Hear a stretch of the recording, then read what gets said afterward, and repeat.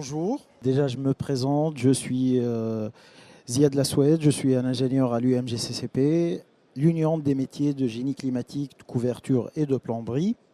Aujourd'hui, je vais vous parler du sujet de ventilation, qualité d'air intérieur, tout ce qui est réglementation qui concerne la ventilation et la qualité de l'air intérieur et surtout toutes les mises à jour de ces réglementations avec ce qui arrive sur la loi Elan, la loi ESSOC. Donc, pour commencer, il faut savoir que la ventilation ou l'aération des logements doit permettre, dans un premier lieu, de maintenir une qualité de l'air intérieur par renouvellement de l'air et extraction de l'air vicié, et aussi d'éviter les dégradations du bâti par évacuation de la vapeur d'eau produite par les occupants et par les activités ménagères. Donc du coup, les besoins d'aération dépendent de la production de vapeur dans le logement. En fait, cette production quotidienne de vapeur est liée à la respiration des occupants des logements.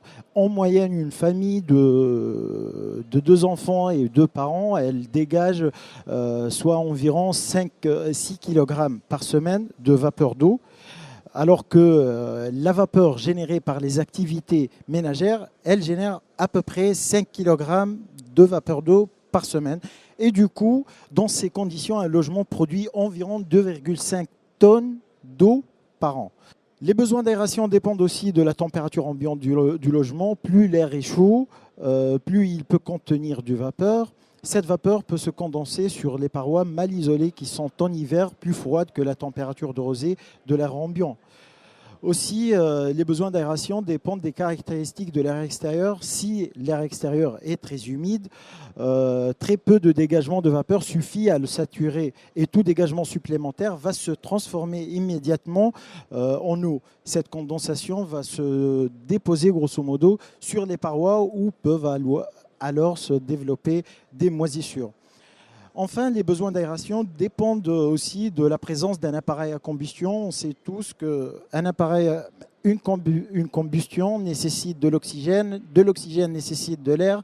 Du coup, on aura besoin un peu plus d'aération, d'air neuf, et du coup, on a la présence d'un courant d'air et aussi des vapeurs d'eau et des polluants. Il existe 2 grands modes de ventilation. La ventilation naturelle, qui ne nécessite pas l'utilisation de ventilateurs, et la ventilation mécanique, qui nécessite l'utilisation d'un ou plusieurs ventilateurs selon le type de système de ventilation. Si on va commencer par la ventilation naturelle. La ventilation naturelle d'un logement peut se faire selon 3 façons.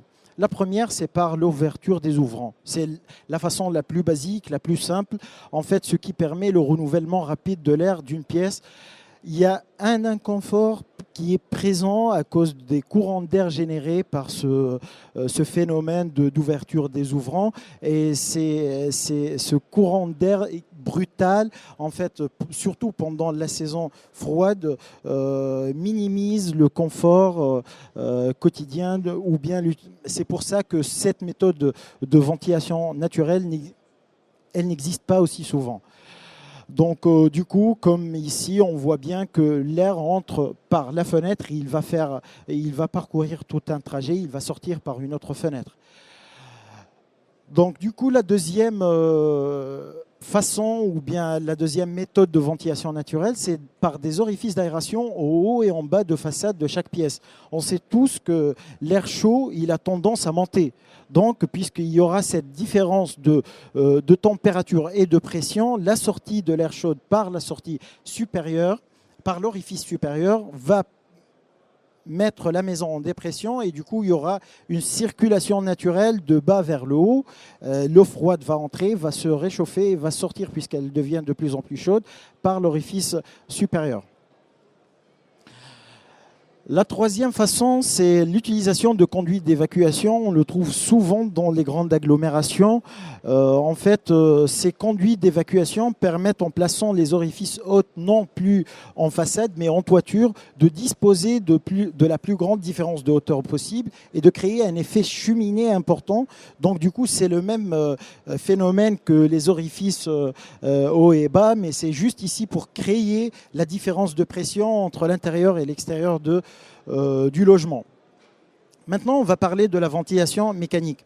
Il y a trois modes principaux de ventilation mécanique. La ventilation mécanique répartie, VMR, qui nécessite l'utilisation d'un extracteur par pièce. La ventilation mécanique contrôlée, la VMC, qui nécessite l'utilisation d'un extracteur en simple flux ou d'un extracteur et d'un ventilateur d'amener d'air en double flux. La troisième technologie, si on peut dire, c'est la ventilation mécanique par insufflation, qui nécessite l'utilisation d'un ventilateur d'amener d'air. On va s'intéresser maintenant à la ventilation mécanique répartie. L'utilisation d'un extracteur par pièce technique et de bouches autoréglables d'amener d'air en pièce principale. On regarde bien, on a une amenée d'air qui est par une pièce technique dans une pièce principale et on a deux sorties qui sont mises en place dans les pièces techniques. Pour la ventilation mécanique contrôlée VMC, on distingue là deux façons de ventilation VMC, simple flux et double flux.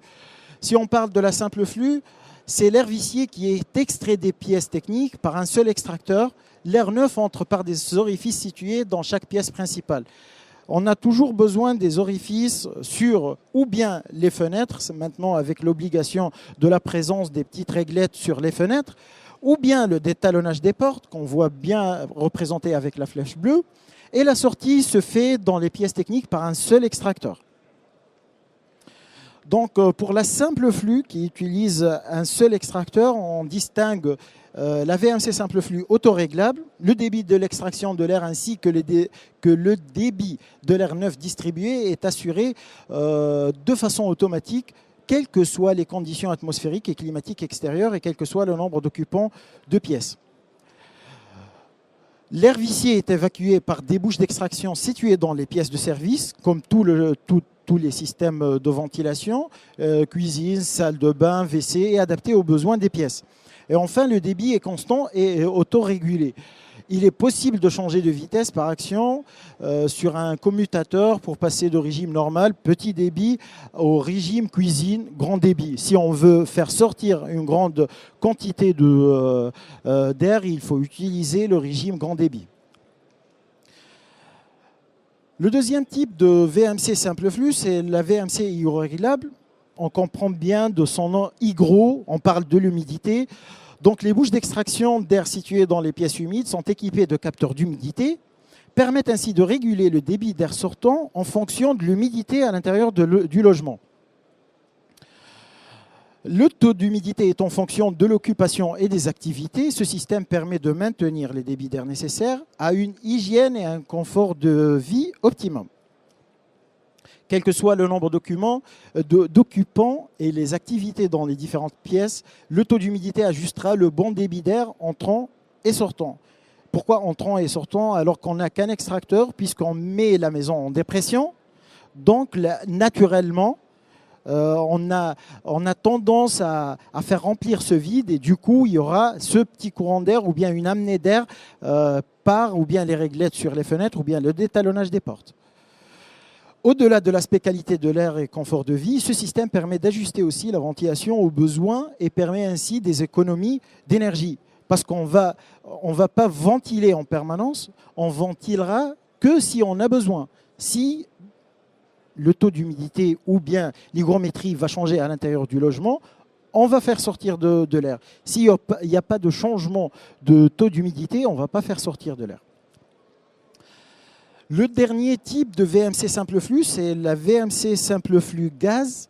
En fait, elle permet d'extraire en même temps l'air vicié et les produits de combustion d'une chaudière à gaz. La mise en œuvre d'une VMC gaz nécessite des bouches d'extraction assurant le surcroît de débit à extraire lorsque la chaudière fonctionne, puisqu'on a intérêt à faire sortir l'air qu'on respire et aussi les produits de combustion de la chaudière gaz. Ainsi qu'un dispositif de sécurité.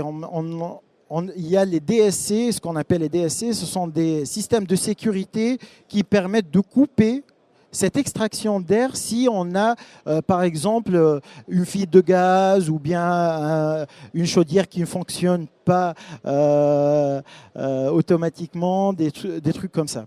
En logement collectif, d'autres dispositifs de sécurité sont à prévoir afin d'éviter un refoulement aux étages supérieurs.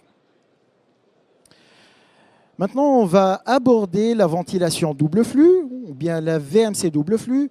On a un air vicié qui est extrait des pièces techniques, comme toujours, comme tous les types des systèmes de ventilation, par un extracteur. Et l'air neuf est réchauffé puis soufflé dans chaque pièce principale par un ventilateur. Donc, on a une sortie et une amenée d'air.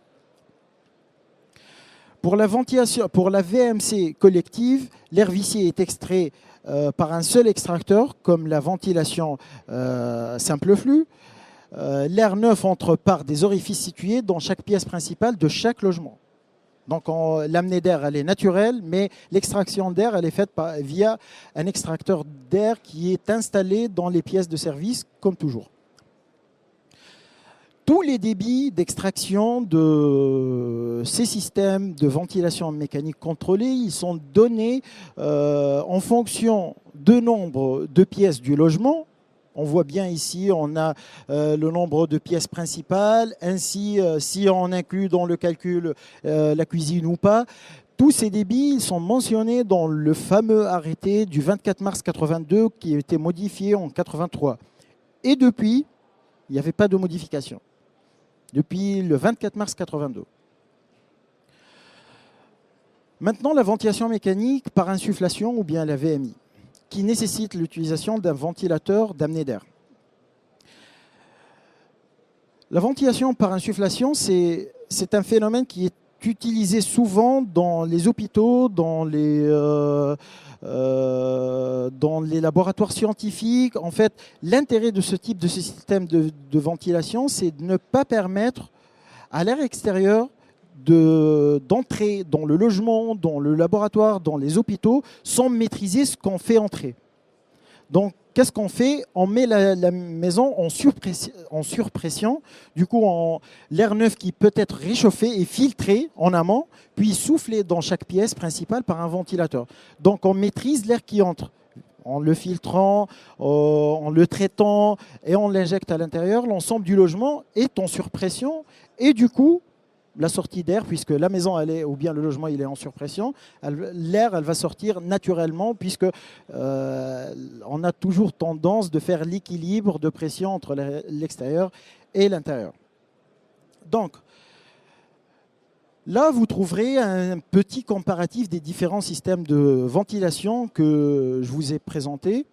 La VMC simple flux autoréglable a comme avantage un débit d'air entrant constant, avec des entrées d'air acoustiques.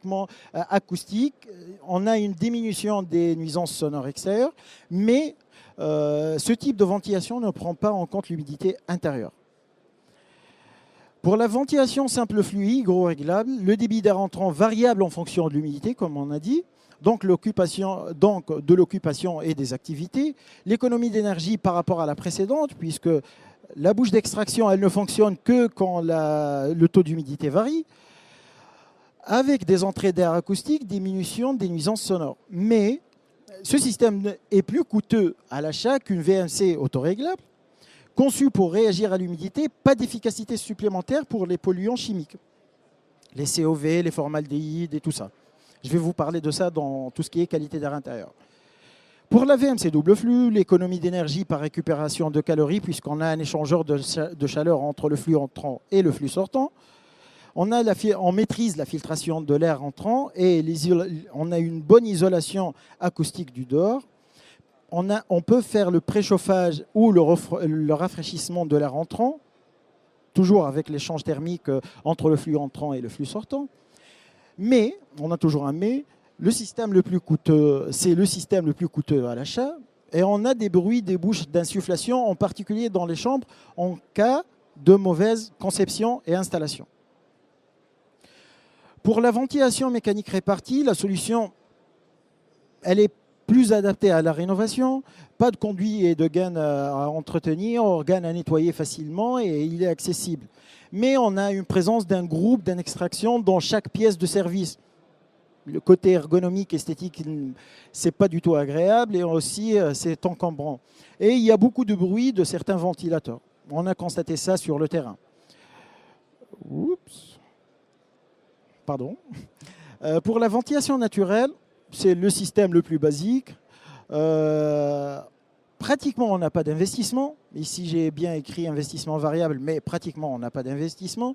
Mais il est soumis aux aléas climatiques. On perd beaucoup de l'énergie en ouvrant les fenêtres pendant la journée, des trucs comme ça. Donc, pour distinguer qu'on a, ou bien pour remarquer qu'on a une mauvaise ventilation chez nous, il y a des signes qui nous révèlent ça. On constate bien des condensations et des moisissures sur les parois, des odeurs, le mauvais fonctionnement des appareils de chauffage, puisqu'on n'a pas assez d'air, donc on n'a pas assez une bonne combustion. On constate des courants d'air, notamment lorsqu'il y a du vent.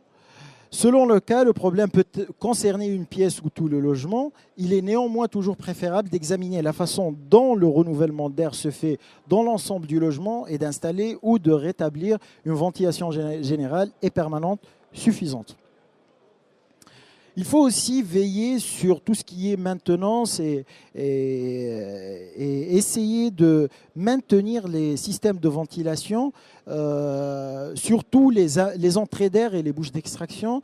Elles sont anodines en apparence. Ces dispositifs sont des éléments très importants d'un système de ventilation mécanique. Il faut les nettoyer, il faut assurer ce nettoyage régulièrement. Leur entretien est primordial pour la bonne aération du logement. Les entrées d'air doivent être régulièrement dépoussiérées. Les bouches d'extraction doivent être lavées. En général, elles sont conçues pour être facilement démontées et nettoyées. Donc, on ne rencontrera jamais des difficultés à les démonter.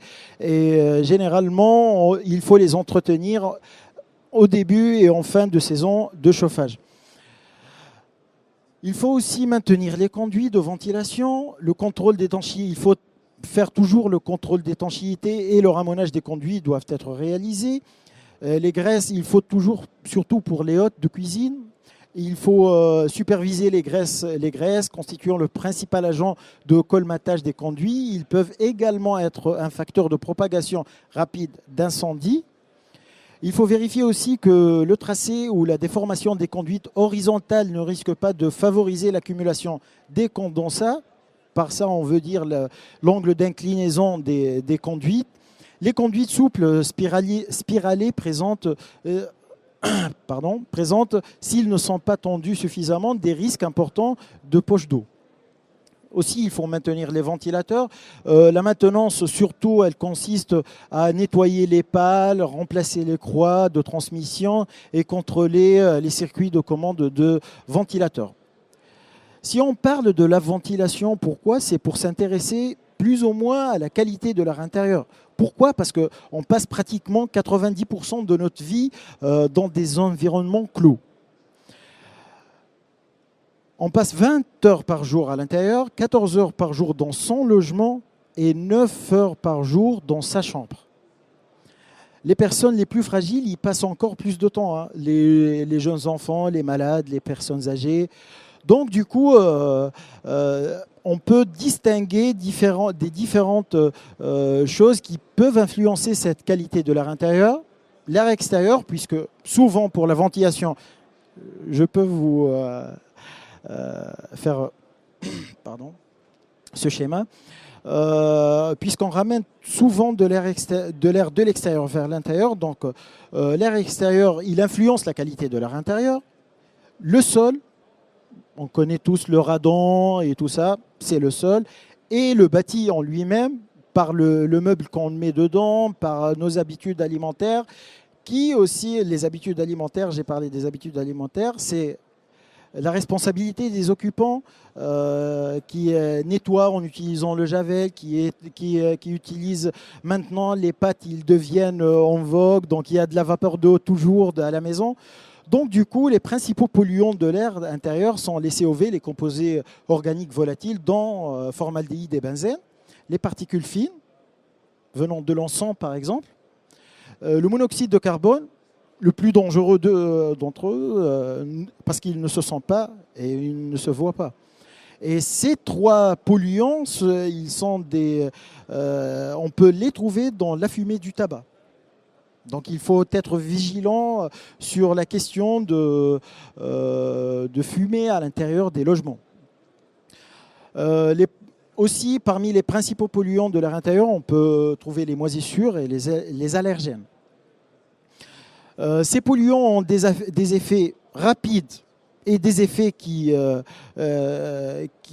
peuvent être repérables plus tard. Les effets rapides sont les maux de tête, les irritations, les éruptions cutanées, les allergies, des vertiges à cause du monoxyde de carbone. À long terme, on peut constater des troubles de la production, des troubles neurologiques, des affections respiratoires, de l'asthme, des maladies cardiovasculaires, des douleurs musculaires et articulaires. Donc du coup, ce que chacun d'entre nous peut mettre en œuvre pour minimiser ces polluants, c'est d'aérer, aérer et aérer. C'est la principale recommandation, de maintenir les différents équipements, d'essayer pas de changer de comportement, mais d'avoir des habitudes plus ou moins dans le sens d'aération, de faire ouvrir les portes et les fenêtres quotidiennement, d'aérer la maison. Il faut bien choisir les produits aussi d'entretien.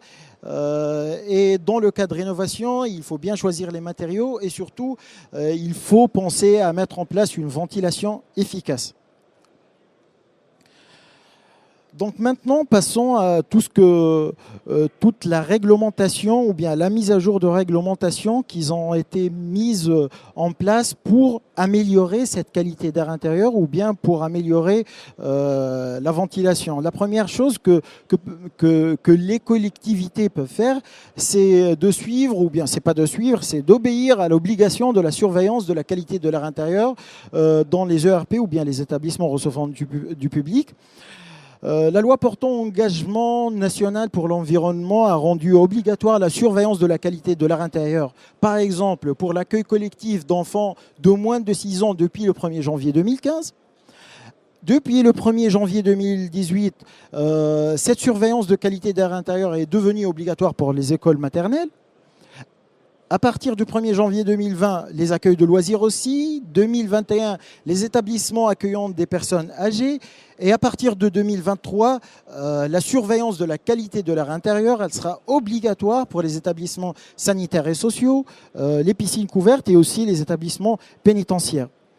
Ce qu'on contrôle dans cette surveillance, c'est les formaldéhydes, le benzène, l'indice de confinement et aussi on fait un petit diagnostic des systèmes de ventilation.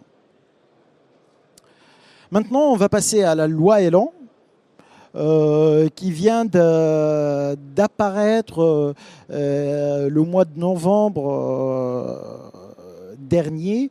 En fait, la loi portant sur l'évolution du logement, l'aménagement et le numérique, dite loi Elan, sur les 234 articles que compte la loi, seule une petite poignée, 10 articles, concerne la rénovation énergétique.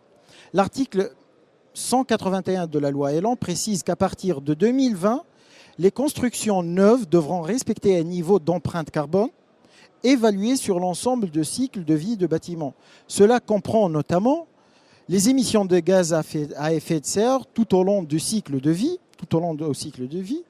leur contribution au stockage de carbone de l'atmosphère pendant la durée de vie des bâtiments, la quantité des matériaux issus de ressources renouvelables ou du recyclage qui leur sont incorporés et surtout, ce qui nous concerne ici, c'est pour certaines catégories de produits et équipements, leur impact sur la qualité de l'air intérieur du bâtiment.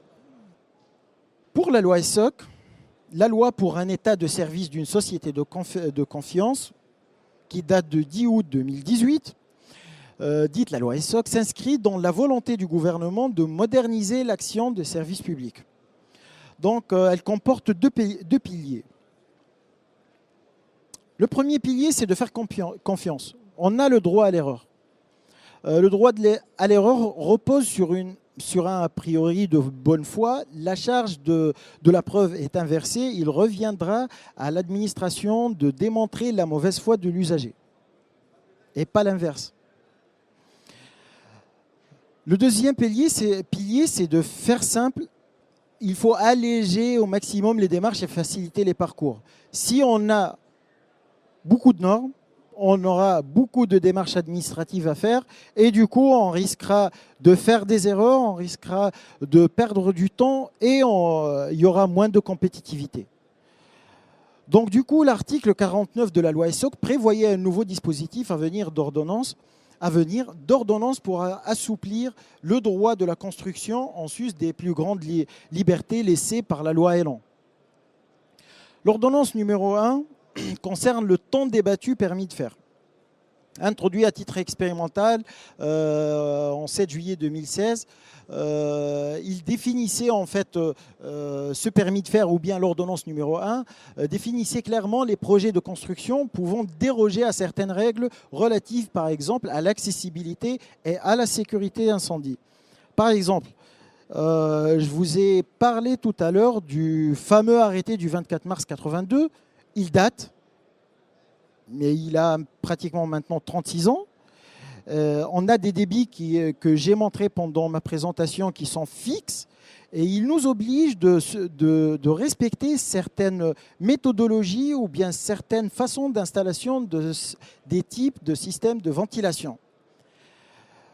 Par la loi ESSOC, on a une obligation de moyens et non pas une obligation de résultats et non pas une obligation de moyens. La loi ESSOC s'en fiche royalement de ce qu'on va utiliser comme technologie. Est-ce qu'on va utiliser une ventilation double flux, par insufflation, hygroréglable?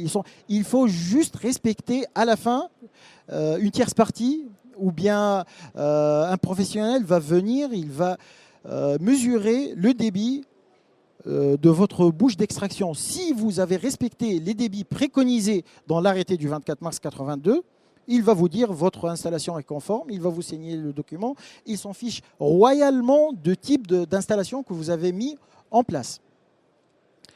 L'ordonnance numéro 2, elle consiste, en fait, nous sommes maintenant en train de travailler sur l'ordonnance numéro 2. Moi-même, je suis le chef de file de groupe de travail aération-ventilation dans le cadre de la loi ESSOC. Nous sommes en train de réécrire toutes les règles de construction pour passer d'une logique actuelle perspective des moyens à une logique obligation de résultats exigeants. Merci beaucoup pour votre présence. Si vous avez des questions... Vous avez parlé à la fin de cette obligation de résultats sur le débit. Et juste avant, dans la loi ESSOC, dans la partie Elan, voilà, vous avez parlé de la qualité de l'air. À partir de 2020, il y a l'ACV, on a parlé d'empreinte carbone ACV. Comme les solutions sont importantes, les sujets que vous avez abordés également sur les polluants intérieurs, là maintenant, l'entretien, les produits qu'on utilise, est-ce que l'obligation de résultat ne concerne pas plus la qualité de l'air elle-même, donc par une mesure de la qualité de l'air qui devient obligatoire, je pense, dans la loi Elan, à la place de la ventilation, le débit de ventilation, ça veut dire la tierce partie qui vient vérifier plus la qualité de l'air que le débit de ventilation. Parce que si on a moins de polluants, on peut réduire les débits. Merci. En fait, il y a une petite nuance maintenant qui est... quand on parle de qualité, maintenant ce qu'on voit sur le terrain, il y a une très grande différence entre ce qu'on rencontre sur le terrain et les textes réglementaires. C'est pour ça que la loi Elan et la loi ESSOC, ils ont pris en considération cette différence entre la vérité du terrain et les textes réglementaires. Maintenant, il y a une explosion énorme de tout ce qui est capteur de monoxyde de carbone, capteur de formaldéhyde. On a tous des applications sur nos téléphones avec des capteurs à la maison. Et hop, dès que vous avez 2 ou bien 3 personnes de plus chez vous, le capteur de monoxyde de carbone va exploser. Vous avez des alarmes, vous avez tout. Donc, du coup, si on parle d'une bonne ventilation, on parle d'une bonne qualité d'air intérieur.